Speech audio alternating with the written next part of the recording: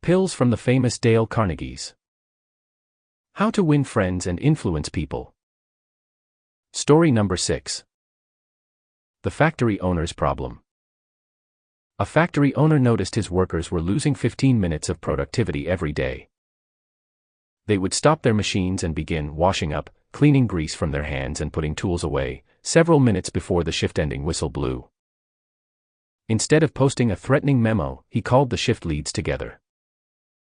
He said, "I've noticed you do excellent work and get your area spotless before the shift ends. Do you think we could all agree to keep working until the final whistle, so the company's output matches your high standards?" The leads agreed and enforced the change themselves. Production rose. What can we learn from this? Let the other person feel the idea is theirs. Ask questions instead of giving direct orders.